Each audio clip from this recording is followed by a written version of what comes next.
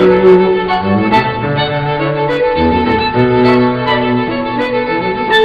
morning and welcome to Morning Glory. My name is Azman Shah, and today we're going to talk about stress. As you're watching this program, I'm assuming that some of you are getting ready for work, some of you are getting your children ready for school, and some of you are probably having your breakfast and preparing breakfast, your nasi lemak and your teh tarik and stuff, and you're preparing for the day today. Unfortunately, today is going to be a stressful day. Stress, whether we like it or not, exists. Stress is something that we cannot run away from. But stress does not mean that it's going to be something that is destructive. There are many stresses in life, and it's how we perceive, it's how we manage those stresses. Let's take an example. You get a phone call this morning, and your mother-in-law says, I'm coming over and I'll be staying over for the next week. I bet some of you right now thinking of your mother-in-law coming is a stressor to you. You'll be sweating, you'll be worried, or you'll be concerned, and some of you, look at that as an opportunity. Oh great, mother-in-law is coming over, she's going to spend time with the kids, she's going to cook, and you have the opportunity to have good food and stuff. It depends on how we look at the stresses. Let's take another example. You finish up at home, you're ready to go to work, you get into your car, you leave at the right time and everything. You get onto the highway, then all of a sudden there's a huge jam, and you're going to be late for work. Some of us, we sit down there, cool, we're very relaxed, there's nothing we can do, and basically we just manage ourselves and then we go along with it. But some people, they get so stressed out in the car, they start honking, they start trying to squeeze their way out and so on and so forth. They start shouting, screaming, sweating and everything. The stresses are still the same, but it's how we perceive the stresses.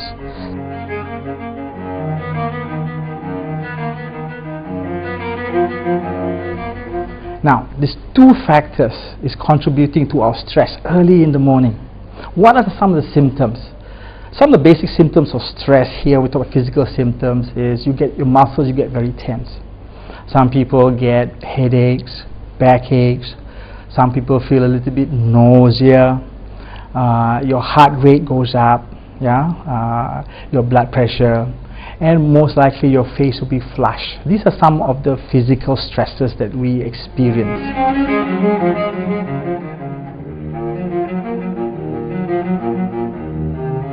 Emotional symptoms. Unfortunately, this is one of the main byproduct of stress, and we always hear of a child abuse.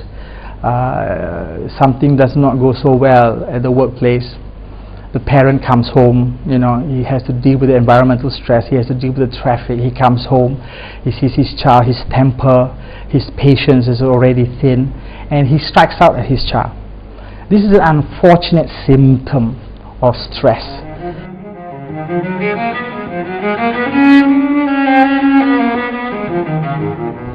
60 or 70% of the stress that we experience come from internal factors.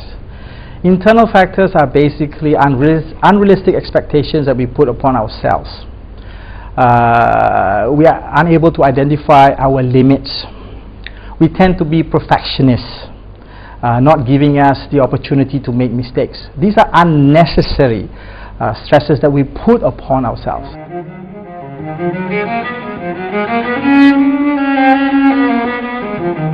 External factors are factors that we have no control over in regard to these stressors.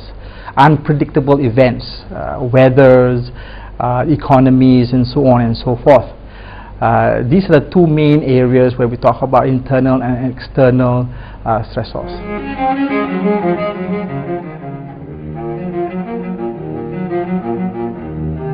Can we avoid stress? Well, actually no. Stress is going to be with us. Millions and millions of years ago, our ancestors also experienced stress, but their stress may not be as frequent and may not be to the degree that we are experiencing today. But stress is unavoidable.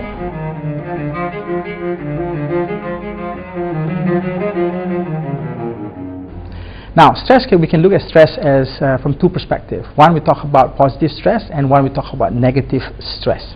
Now, each and every one of us need a certain degree of stress to do our jobs, to do work well. Stress motivates us. Stress gives us the urgency.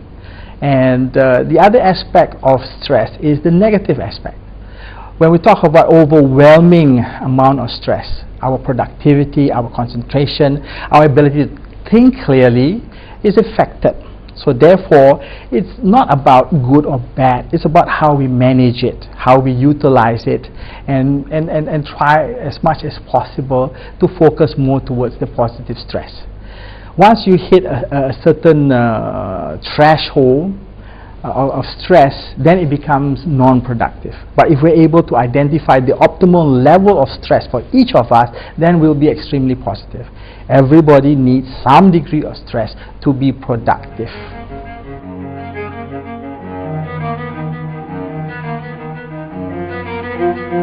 Research indicates that 90% of all illnesses, 90% of all illnesses is contributed by stress.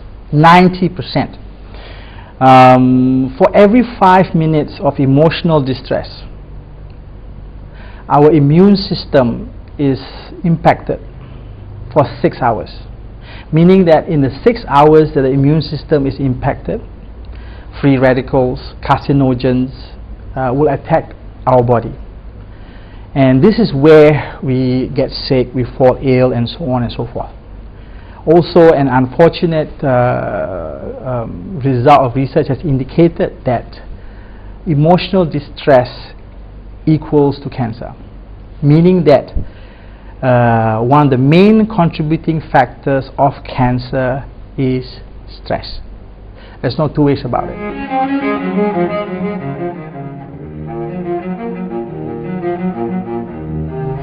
Work-related stress is nothing new. Work-related stress has unfortunately caused accidents at the workplace. Work-related stress has caused poor or bad decisions being taken and has cost companies millions and millions and millions of dollars. Also, work-related stress has increased the cost of insurance and therefore increased or reduced the bottom line of organizations and therefore their profitability. Work-related stress can be handled, can be managed, and in many organizations, interventions such as counseling services has brought down the cost to the organizations in productivity as well as accidents and downtime.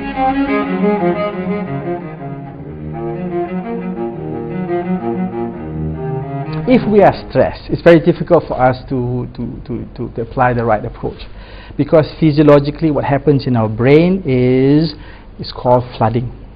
When flooding occurs, a certain chemical literally floods our synapse, and it insulates the dendrites, or it insulates the path of information, the data process, the path. It literally insulates that. So therefore our ability to think clearly is hampered. And it does take a period of time for it to dissipate. So when we are stressful, yes, your thinking process is affected.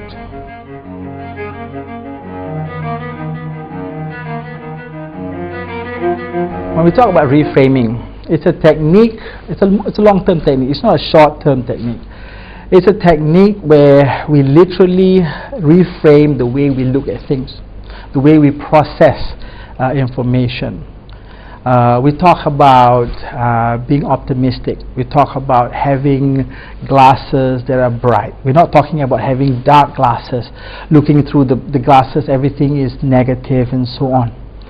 Reframing, we have to look at the stressors as something that can contribute to our success. We have to start to believe in our own abilities. When we talk about reframing, one of the things is our self-esteem. Most of the time we don't feel good about ourselves, we put ourselves down. Of course this creates a lot of stress. It's our self-worth.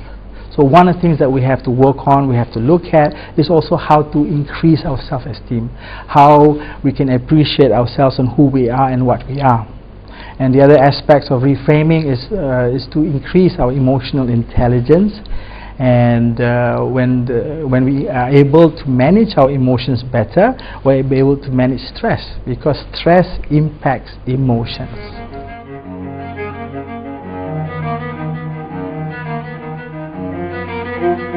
In our competitive society today, Malaysia developing so rapidly, there are many external factors, there are many environmental factors contributing to our stress.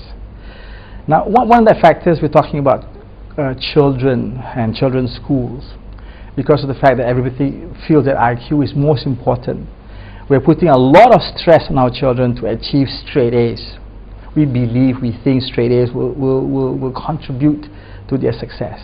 And when the children don't succeed, there are some examples recently even in Malaysia. In the past, we talk about Japan, we talk about Singapore, where children 13, 14 years old commit suicide, attempt suicide, because they were not happy with their results.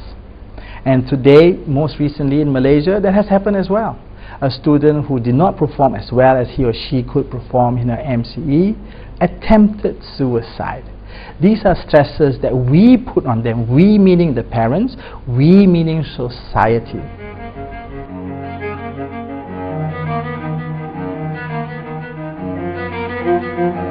Today in Malaysia, we are a very progressive society.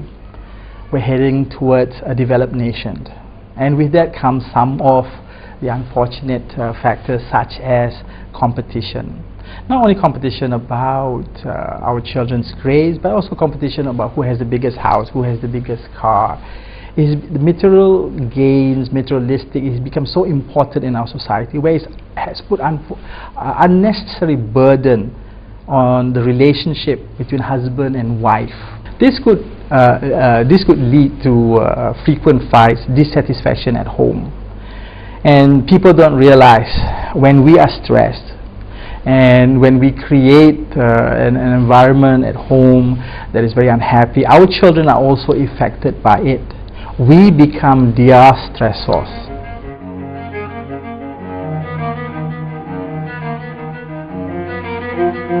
Our outcome will depend on our outlook of life, how we look at life.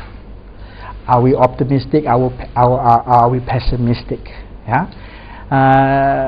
It is within our control. Yeah? And if we wish to look at something as being very difficult, very stressful, self-fulfillment prophecy, it will be so. We're not able to eliminate stress altogether. It's not possible. We have to live with stress hand in hand. We have to manage stress the best way possible. Stress is not necessarily negative. If we utilize stress in the right way, it's actually a motivator and helps us achieve our goals in life. So stress is not always bad. So remember, ladies and gentlemen, stress is not all bad. Stress actually can contribute to our success. If we're not able to manage or understand stress, yes, then it can affect us in a negative way. We are in charge, we are in control. So please remember that. What we have to do is we have to try to reframe the way we look at stress. Thank you very much and good morning.